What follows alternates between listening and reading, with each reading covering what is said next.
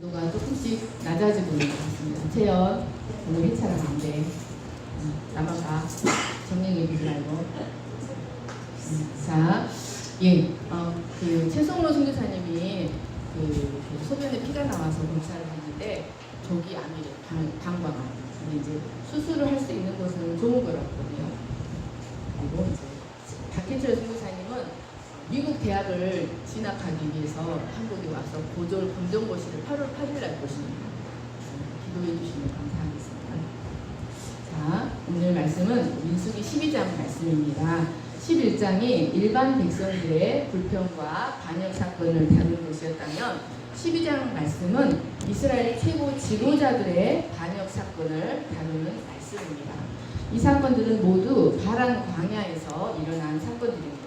그래서 다베라, 기브롯 핫다아와 하세롯, 오늘은 하세롯입니다. 하세롯에서 일어난 사건들은 모두 한 맥락을 하고 있다고 볼 수 있습니다. 그것은 바로 모두 탐욕과 불신에 기초한 사건들이었습니다. 오늘은 하세롯에서 일어난 사건으로 여기에는 너무나 중요한 구속사적 메시지가 담겨 있습니다. 이 사건 안에 담겨 있는 너무나 보배 같은 중요한 구속사적 메시지들을 발견하시는 여러분 되시기를 간절히 축원합니다. 1절에서 2절 말씀을 한 목소리로 읽겠습니다. 시작. 모세가 구스 여자를 취하였더니 그 구스 여자를 취하였으므로 미리암과 아론이 모세를 비방하니라. 그들이 이르되 여호와께서 모세와만 말씀하셨느냐 우리와도 말씀하지 아니하셨느냐 하매 여호와께서 이 말을 들으셨더라. 아멘. 자, 1절 말씀을 보시면 모세가 구스 여자를 취한 일로 말미암아 미리암과 아론이 모세를 비방하였습니다. 그러니까 이스라엘은 불로 태움을 입은 사건인 다베라를 지나고 또 많은 사람이 죽임을 당한 기브롯 핫다아와를 지났어도 그들의 영적 상황은 여전했다는 것을 알 수가 있습니다. 여기에 구스 여자를 취하였다는 말은 법적으로 정식적인 아내를 삼았다 이런 뜻입니다. 그런데 성경은 모세가 어떤 여인을 취했고 왜 취했는지에 대해서는 정확히 밝히고 있지 않습니다. 다만 이에 대한 학자들의 몇 가지 견해가 있을 뿐입니다. 첫째는 칼빈은 미디안을 구산이라고 표현한 하박국 3장 7절에 근거하여 이 구스 여인이 바로 모세가 미디안 광야에서 취한 십보라라는 주장입니다. 둘째는 십보라가 죽은 이후에 모세가 이방 잡족 중에서 구스 여인, 즉 검은 피부의 함족 계통의 에티오피아 여인을 두 번째 아내로 맞아들였다는 주장입니다. 그런데 70인역은 히브리어를 헬라어로 번역한 성경, 아주 권위 있는 성경인 70인역은 이 구스 여자를 에티오피아 여인으로 번역하고 있습니다. 그리고 역시 권위 있는 유대 역사가 요세푸스도 이 여인이 에티오피아의 공주였다고 기록하고 있습니다. 저명한 학자들은 모세의 결혼이 율법에 표현된 유대인과 이방인 간의 평등 사상, 그리고 장차 이루어질 유대인과 이방인의 복된 연합의 관계를 사실적으로 보여주기 위하여 하나님의 섭리 안에서 이루어진 사건이라고 보고 있습니다. 그래서 많은 이방 잡족들이 이 결혼을 통하여 큰 위로와 소망을 갖게 되었을 것이라는 뜻입니다.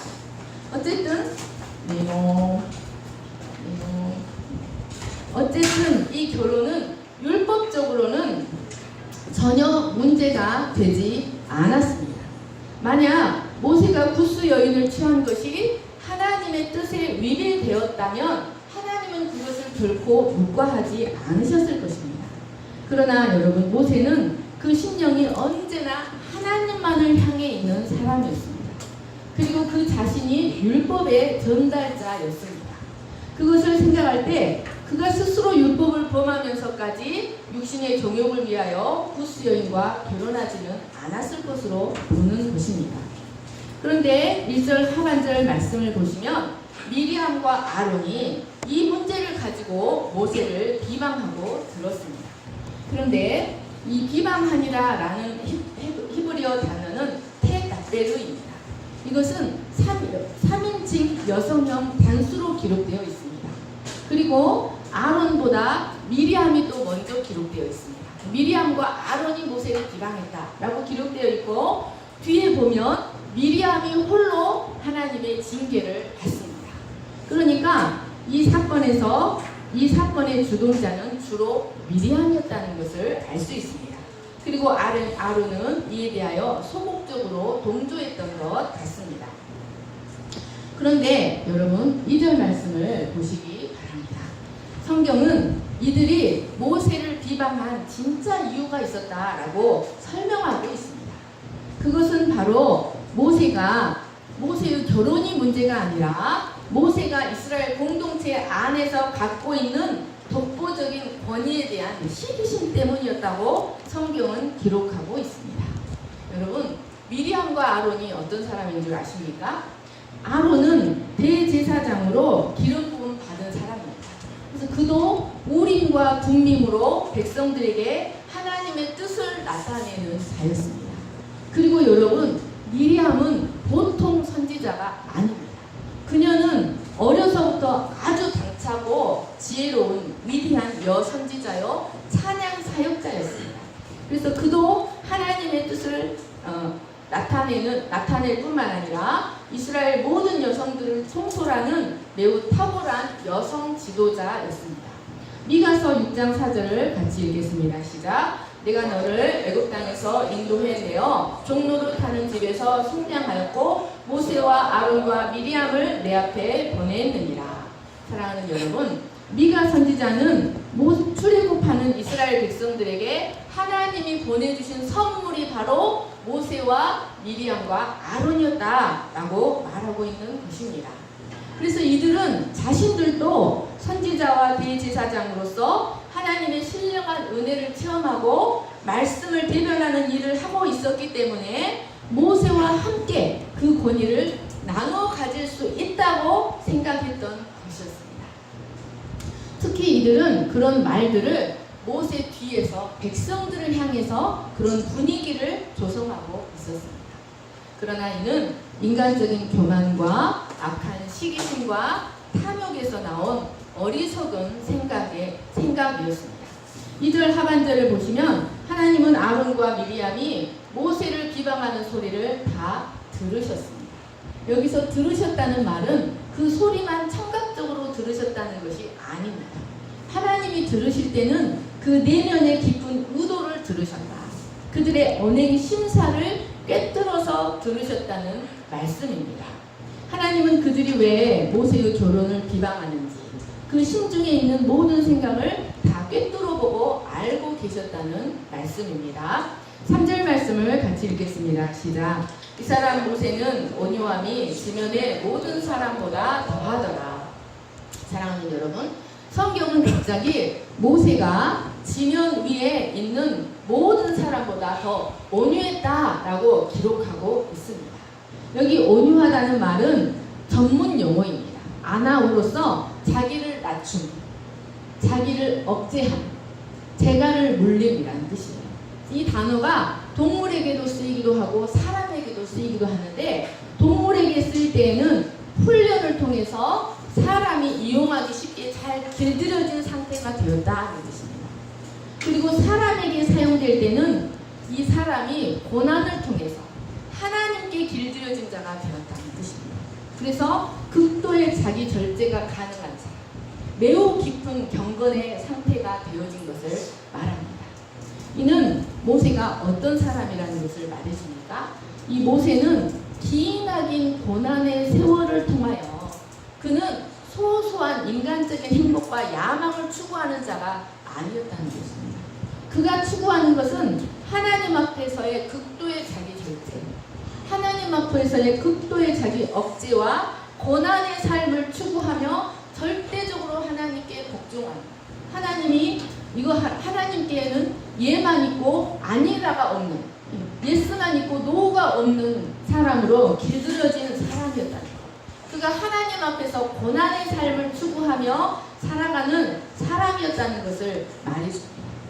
이런 온유함, 극도의 자기 절제와 겸손과 온유와 순종은 이 따라갈 자가 지면에는 아무도 없었습니다.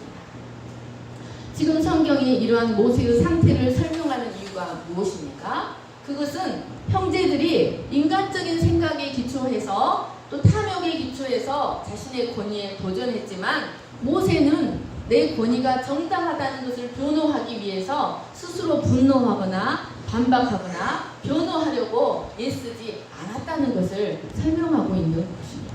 그는 오직 잠잠히 하나님만 바라보고 하나님의 뜻만을 기다렸다는 것을 말해주고 있습니다. 4절, 5절 같이 읽겠습니다. 시작. 여호와께서 갑자기 모세와 아론과 미리암에게 이르시되 너희 세 사람은 회막으로 나오라 하시니 그 세 사람이 나아가매 여호와께서 구름 기둥 가운데로부터 강림하사 장막문에 서시고 아론과 미리암을 부르시는지라 그 두 사람이 나아가매. 여러분, 여호와께서 갑자기 모세와 아론과 미리암을 부르셨습니다. 이 갑자기라는 단어는 아주 중요한 단어입니다. 졸지에 부르셨다는 거예요. 그러니까 이들 세 사람 중 어느 누구도 하나님이 이토록 급히 그리고 직접적으로 개입하실 것이라고는 상상도 하지 못한 가운데서 순식간에 하나님이 호출을 받았다라는 것을 의미합니다. 여러분, 하나님이 왜 이 문제에 이토록 긴급하게 순식간에 긴급하게 이 문제에 개입하셨을까요? 그것은 하나님이 모세에 대한 미리암의 도전을 바로 자신에 대한 도전으로 여기시기 때문입니다. 하나님 나라에 대한 도전, 하나님 구속사를 방해하는 사건으로 보셨기 때문이었습니다. 귀를 기울여서 들으시기 바랍니다. 아주 중요합니다. 자, 5절 말씀을 보시면 회막 위에 머물러 있던 구름 기둥, 구름 기둥은 항상 지성소 위에 머물러 있었습니다. 그런데 그 구름 기둥이 모세와 아론과 미리암을 부르시고 지성소에서 이동하여 장막문 앞으로 왔다는 말씀입니다. 그리고 그 구름으로 미리암과 아론을 그 구름 속으로 부르시고 그 구름 속에서 미리암과 아론에게 말씀하셨습니다. 자, 6절, 8절 같이 읽겠습니다. 시작. 이르시되 내 말을 들으라. 너희 중에 선지자가 있으면 나 여호와가 환상으로 나를 그에게 알리기도 하고 꿈으로 그와 말하기도 하거니와 내 종 모세와는 그렇지 아니하니 그는 내 온 집에 충성함이라. 그와는 내가 대면하여 명백히 말하고 은밀한 말로 하지 아니하며 그는 또 여호와의 형상을 보거늘 너희가 어찌하여 내 종 모세 비방하기를 두려워 아니하느냐. 내 말을 들으라. 이 말은 원어적으로 보면 제발 부탁하건대 내 말을 들으라 라는 뜻입니다. 이제 미리암과 아론은 인간적인 비방을 그치고 온전히 거룩하시고 공의로우신 하나님이 뭐라고 하는지 하나님의 말씀에 귀를 기울여야 했습니다. 하나님은 형제들의 비방에 아무 반박도 하지 않고 묵묵히 하나님을 기다리는 모세를 위해 친히 변호하기 시작하십니다. 그런데 여러분 6, 7절 말씀과 6, 7절 말씀을 보시면 하나님은 너희 중에 선지자와 내 종 모세를 분명하게 구분하십니다. 너희 중에 선지자라는 말은 너희의 선지자라는 뜻이에요. 그리고 내 종 모세라는 것입니다. 이것은 너희가 지금 모세와 우리가 다를 바가 없다라고 주장하지만 모세는 너희와 너희 중에 있는 모든 선지자들 그리고 앞으로 일어나게 될 그 어떤 선지자들과도 차원이 다르다라고 말씀하고 계시는 것입니다. 어떻게 다릅니까? 그 선지자들은 모두 꿈이나 이상을 통해서 하나님의 계시를 받습니다. 그러니까 은밀한 말로 간접적으로 하나님의 계시를 받는다는 말씀입니다. 그러나 모세는 한 번도 그런 식으로 계시를 받은 적이 없습니다. 모세는 아주 분명하고 명백하게 하나님의 계시를 받는 하나님의 종입니다. 8절 말씀에 대면하여라는 말씀은 입과 입을 맞댄다는 뜻입니다. 보통 대면한다고 할 때는 얼굴과 얼굴을 맞댄다고 합니다. 그런데 왜 하나님은 입과 입을 맞댄 종이라고 하셨을까요? 그것은 모세가 하나님의 말씀을 한치의 오차도 없이 하나님의 모든 말씀을 정확하게 다 배워냈다는 말씀입니다. 하나님은 그러니까 모세에게 정확하게 하나님의 말씀을 계시했다. 이상으로 어떤 그림으로 환상으로 주신 것이 아니라 말씀으로 정확하게 주셨고 모세는 그 말씀을 정확하게 전달했다는 것을 의미합니다. 또 그 입과 입을 맞댔다는 말씀은 하나님의 권위로 전달했다는 것을 의미합니다. 또 명백히 말하고는 형상을 보면서 계시를 받았다라는 의미입니다. 이것은 하나님의 본체를 보았다는 말은 아닙니다. 왜냐하면 하나님의 얼굴을 보고 살 자가 없기 때문입니다. 이것은 영광으로 임재하신 그 하나님의 영광 가운데서 계시를 받았다. 하나님의 충만한 영광 가운데서 계시를 받고 하나님과 분명한 교통을 했다. 확실한 교통을 했다라는 것을 의미합니다. 또 8절 말씀에 그는 또 여호와의 형상을 보겠거늘, 이 말씀은 그는 늘 여호와의 임재를 앙망한다. 여호와의 임재를 갈망하는 사람이다 라는 말씀입니다. 그러니까 모세는 하나님의 눈을 항상 여호와께 고정시키고 온 마음과 온 뜻을 다해 그의 임재를 사모하고 그의 임재 가운데 걸어가기를 소망했던 거룩한 종이라는 말씀입니다. 한마디로 이 모든 말씀들은 한마디로 모세는 너희와 달라.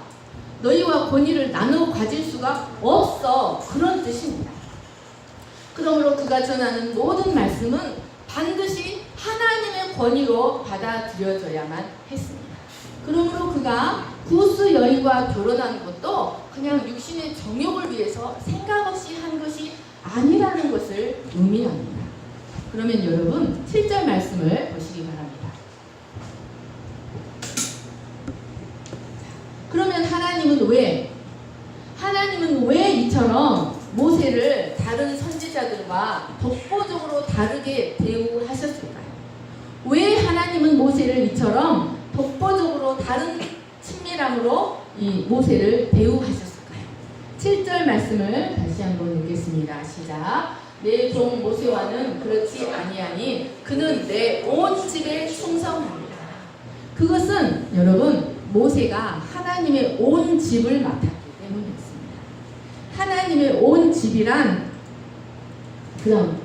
이스라엘을 통해 나타내는 하나님의 구속사적 경륜과 관련된 모든 것을 말합니다. 다시 한번 말씀드립니다. 이스라엘을 통해 나타내는 하나님의 구속사적 경륜과 관련된 모든 것. 그러니까 모세는 하나님의 구속사와 관련된 모든 것들을 계시하기 위한 도구로 세우신 이스라엘을 돌보아서 그 이스라엘을 통하여 이스라엘을 돌보아 출애굽 역사를 이루고 시내산 언약을 수립하고 율법을 준수하고 성막을 건립하고 40년의 광야의 여정을 이끌어가는 자, 하나님의 온 집을 맡은 자로 세움을 받았기 때문이었습니다. 그가 이스라엘을 돌보며 하는 모든 일들은 바로 영원한 하나님의 구속사의 전반적인 일들을 계시하는 것이었습니다. 그러니까 그가 이스라엘을 돌보며 하는 모든 일들은 바로 영적 이스라엘을 통하여 이루어 가실 구원과 하나님 나라의 모형이었다는 말씀입니다. 그러니까 하나님은 그리스도를 통하여 이루실 구속사역, 즉 구원의 전반적인 패턴, 구원의 시작부터 구원의 마지막까지의 전반적인 구원의 패턴을 모세와 함께 이루어가고 계시는 중이었습니다. 이를 위해서 하나님은 모세를 입과 입을 대하듯 명백한 상태에서 대화하시고 하나님 나라에 대하여 언약 백성의 삶에 대하여 구원의 역사에 대하여 명백한 말씀으로 대화를 나누셨던 것이었습니다. 그래서 그는 인류 역사상 유일하게 하나님께 언제든지 물을 수 있는 단 한 사람, 하나님께 물으면 언제든지 그 즉시 응답받을 수 있는 유일한 한 사람이었습니다. 그래서 이 하나님의 구속사에서 모든 권위자들은 다 이 모세의 권위 아래 있어야 합니다. 그리고 모든 언약 백성은 그를 통해 전달된 율법의 규범 아래 있어야 합니다. 이후로 일어나게 될 모든 선지자들은 어떤 선지자가 된다 할지라도 어떤 탁월한 선지자가 나온다 할지라도 그 모든 예언은 다 모세를 통해 계시된 율법 아래서 판단되어져야만 합니다. 하나님은 이처럼 모세에게 인류 역사상 인간으로는 그 누구도 받아보지 못한 독보적인 권위를 부여하셨습니다. 여러분, 성경에 나의 온 집을 맡은 자라고 일컬음 받는 자는 딱 두 사람밖에 없습니다. 여러분, 아브라함도, 믿음의 조상 아브라함도, 이삭도, 야곱도, 요셉도, 사도 바울도 결코 이러한 호칭을 받지 못했습니다. 그들은 모두 하나님의 집에 부분적인 계시들만을 받았습니다. 하나님의 온 집을 맡았다고 칭함을 받는 자, 설명을 되는 자는 단 두 사람밖에 없는 것입니다. 누굴까요? 누굴까요? 노아 아닙니다. 너의 집은 방주로 들어가라. 하나님의 온 집을 맡았다. 모세와 예수 그리스도뿐입니다. 자, 히브리서 3장 5, 6절 말씀 같이 읽겠습니다. 시작. 또한 모세는 장래에 말할 것을 증언하기 위하여 하나님의 온 집에서 종으로서 신실하였고 그리스도는 하나님의 집을 맡은 아들로서 그와 같이 하셨으니 우리가 소망의 확신과 자랑을 끝까지 굳게 잡고 있으면 우리는 그의 집이라. 여러분, 모세는 그림자로 세워진 하나님의 집을 맡았습니다. 그림자로 세워진 하나님의 집에서 사환으로 충성했습니다. 그리고 예수 그리스도는 실체로 세워진 하나님의 집에서 아들로서 충성하되 죽기까지 충성했습니다. 모세는 언약 백성의 구원자요, 인도자요, 보호자가 되시며 마침내 영원한 하나님 나라로 이끌어 들이시는 예수 그리스도를 예표하는 인물이었던 것이었습니다. 하나님은 이러한 하나님의 집 역사를 맡기기 위해서, 여러분, 이런 하나님의 온 집 역사를 맡기기 위해서 모세가 어떻게 만들어졌겠습니까? 한번 상상을 해보시기 바랍니다. 하나님이 아무에게나 하나님의 온 집 역사, 구원의 징표들을 세우는 역사를 히브리서 11장을 읽어보면 그가 믿음으로 이 모든 일을 했다고 모세에 대해서 길게 설명하고 있어요. 믿음의 전당인 그 히브리서에 보면 모세에 대해서 길게 설명하고 있다는 말씀입니다. 아무나 세워서 이 하나님의 온 집 역사를 맡겼겠습니까? 하나님은 하나님의 집 역사를 맡기기 위해서 이 모세를 애굽 궁중에서 40년, 미디안 광야에서 40년을 훈련시키셨습니다. 여러분, 저는 교회에서 7년을 있으면서도 이 훈련이 얼마나 힘든지 죽을 것 같은데 40년을 미디안 광야에서 외로운 양치기로 대화가 통하지 않는 이 양들을 이끌고 다니면서 이 40년 미디안 광야에서 40년을 훈련했다는 것입니다. 이렇게 훈련받은 모세는 하나님의 온 집을 맡아 충성스럽게 감당했습니다. 하나님이 내 종 모세는 하나님의 온 집에 충성됨이라 라고 하나님이 변호하고 계시는 것입니다. 여러분, 충성되라는 말은 히브리어로 아만입니다. 아만에서 뭐가 나올까요? 아멘. 누가 그랬어요? 잠비? 아만에서 아멘이 나오는 겁니다. 여러분, 이 아멘이란 그 진실함이 변함이 없고 확실하여 가히 신뢰할 만하다. 지난주에 어떤 집사님이 어떤 형제를 저한테 물어보면서 목사님에게 딸이 있으면 그 형제를 사익감으로 하겠어요? 난 싫다. 내가 신뢰할 수가 없다. 내가 이제 그랬거든요. 그 진실함이 변함이 없고 확실하여 가히 신뢰할 만하다. 하나님이 신뢰할 만하다는 말씀입니다. 모세는 하나님의 온 집 일을 맡아서 아무리 힘들고 어려워도 하나님께 예스만 하였지 노라고 한 적이 없었습니다. 그는 늘 하나님의 온 집, 하나님과 백성들만 생각했습니다. 힘들고 어려울수록 하나님 앞에 꿇어 엎드려서 온전히 복종하는 자세로 하나님의 집을 섬겼습니다. 아무리 백성들이 불평하고 반항해도 그는 모든 백성이 다 나와 같이 되기를, 모든 백성이 다 하나님의 영을 받아서 선지자가 되기를 원한다는 심정으로 이스라엘 백성을 섬겼습니다.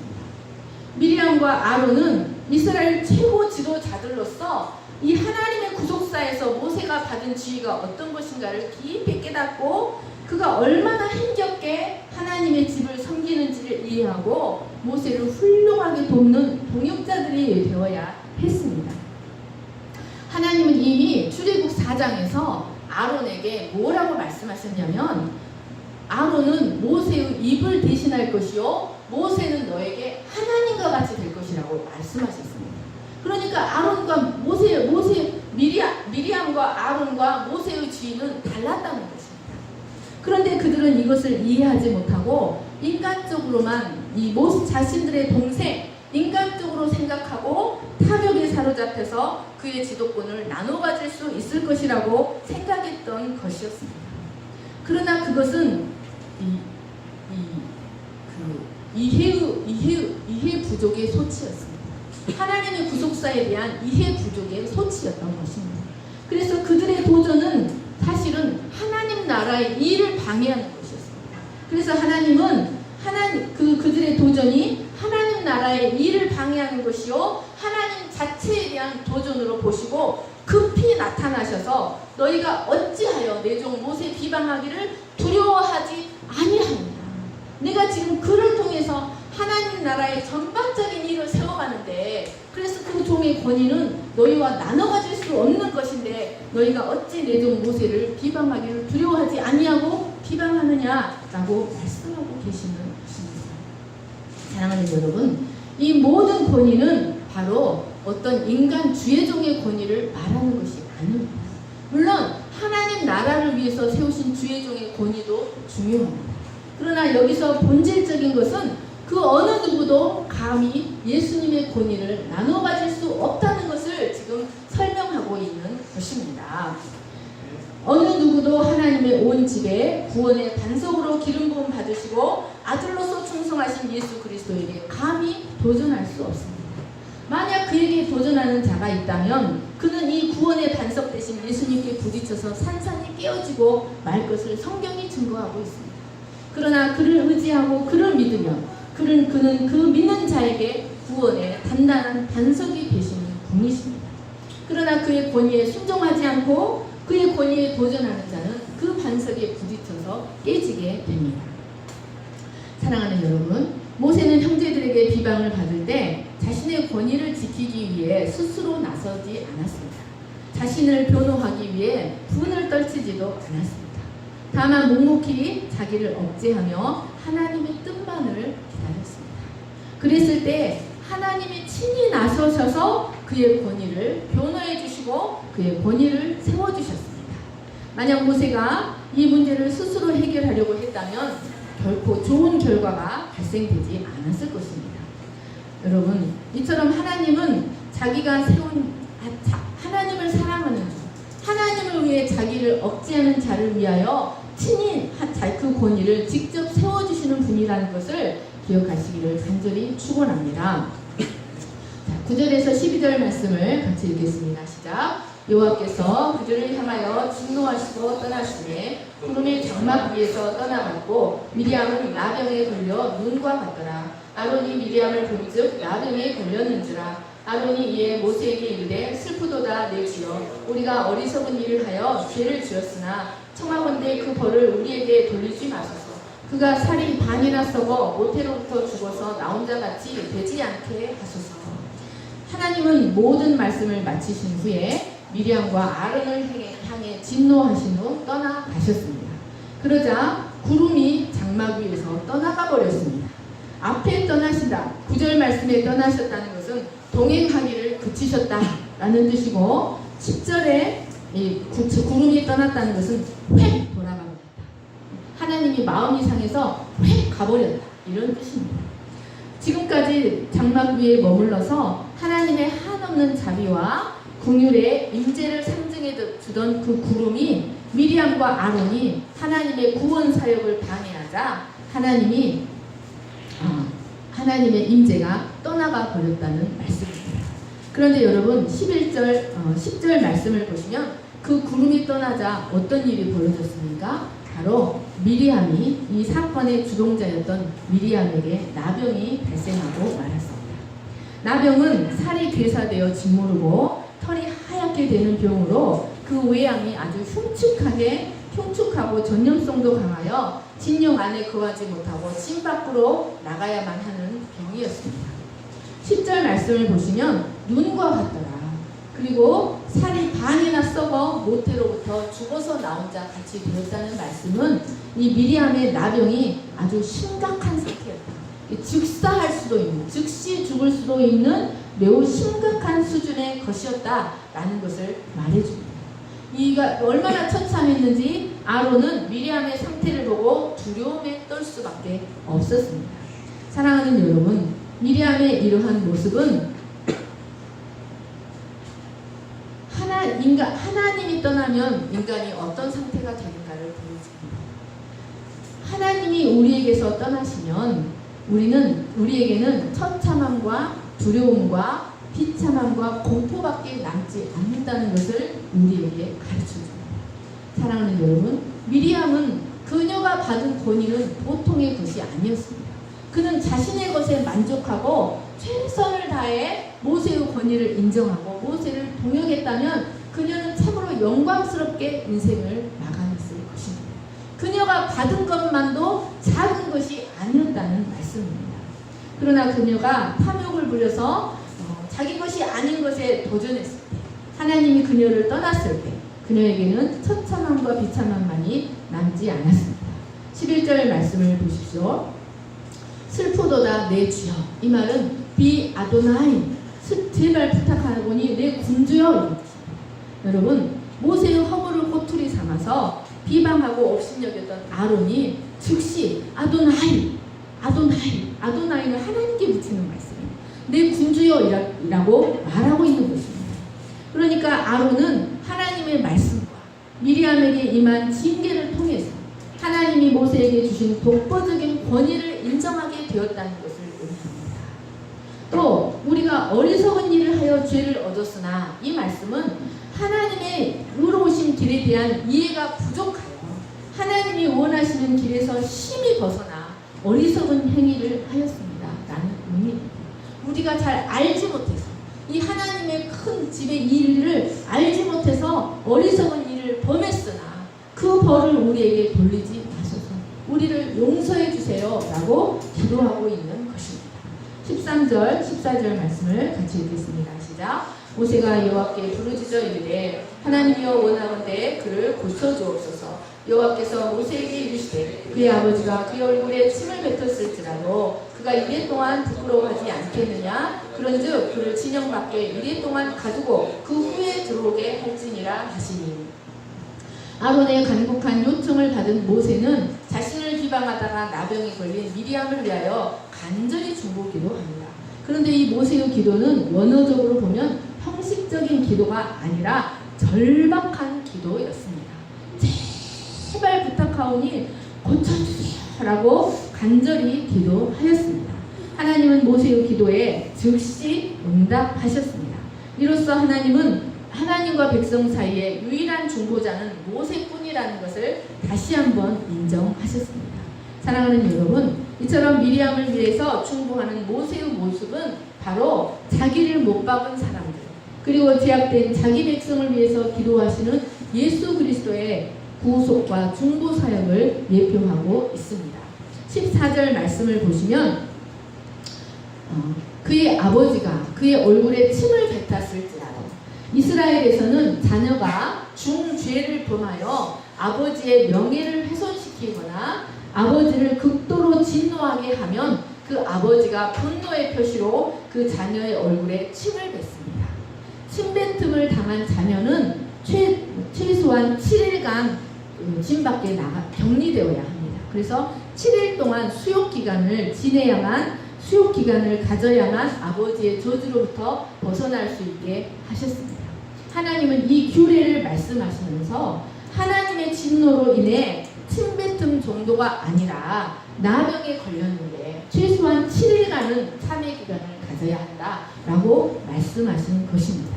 그것이 그녀에게 내릴 수 있는 최소한의 징벌이다라는 말씀이었습니다.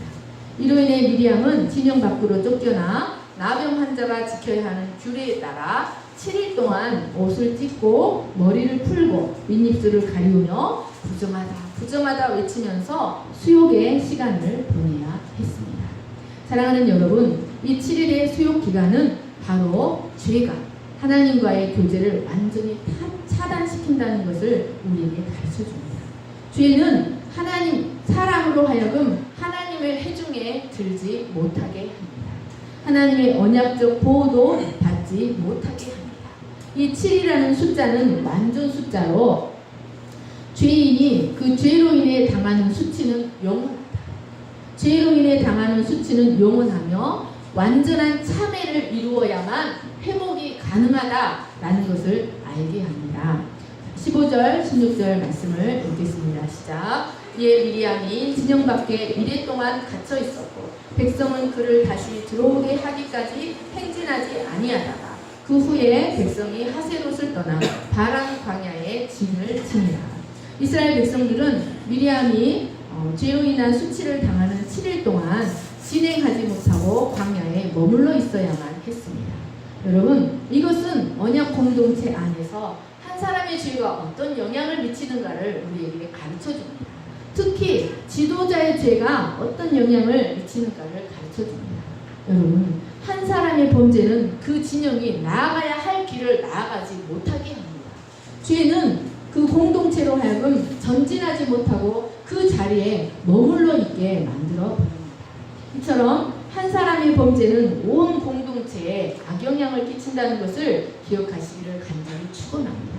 사랑하는 여러분, 아담 한 사람의 범죄는 그에게 속한 온 인류가 죄라는 상태에 머물러 있게 하였습니다. 더 이상 나아가지 못하게 만들었습니다. 아만의 범죄도 아이성 전투의 패배라는 이스라엘 공동체 전체의 패배를 가져왔고 자신에게 속한 자들의 멸망을 가져왔습니다. 이처럼 죄는 자신의 영혼을 피폐하게 만들 뿐만 아니라 그가 속한 공동체도 무능하게 만들어 버린다는 것을 기억하시기를 간절히 축원합니다. 왜냐하면 죄는 하나님과의 교제를 단절시키기 때문에 죄가 있는 곳에 생명의 역사를 기대할 수 없기 때문입니다. 그러므로 우리는 반드시 죄와 싸우되 피 흘리기까지 싸워야 한다는 것을 기억하시기를 축원합니다. 그러나 여러분, 그 죄를 이기는 권능이 어디에 있습니까? 바로 하나님의 말씀과 기도에 있습니다. 여러분, 죄를 이기는 권능이 말씀과 기도에 있는 이유가 무엇일까요? 바로 예수 그리스도께서 죄와 죽음을 이기고 부활하셨기 때문입니다. 그 부활의 권능이 주님의 말씀에 들어있기 때문에 그 말씀을 붙들고 기도할 때 우리는 모든 죄를 이길 수 있다는 것을 기억하시기를 간절히 축원합니다. 아담 한 사람의 범죄가 우리를 그 죄에 머무르게 했지만 예수님 한 사람의 순종은 우리를 하나님을 향하여 전진하는 자가 되게 한다는 것을 기억하시기를 간절히 축원합니다. 그러므로 우리는 예수님의 권위에 절대적으로 복종하고 예수님을 나의 왕으로 온전히 모셔드리고 그의 권위에 순종하며 그에게 다스림을 받고 그에게 예만 있고 아니라가 없는 삶을 살아야 한다는 것을 기억하시기를 축원합니다. 여러분, 우리도 하나님 앞에 그는 나의 온 집에 충성된 자라. 그는 나에게 충성된 자라고 신실하고 진실함이 변함이 없고 확고하여 가히 내가 신뢰할 만하다라고 인정받으시는 저와 여러분 되시기를 간절히 축원합니다. 기도하겠습니다. 하나님 아버지 감사합니다.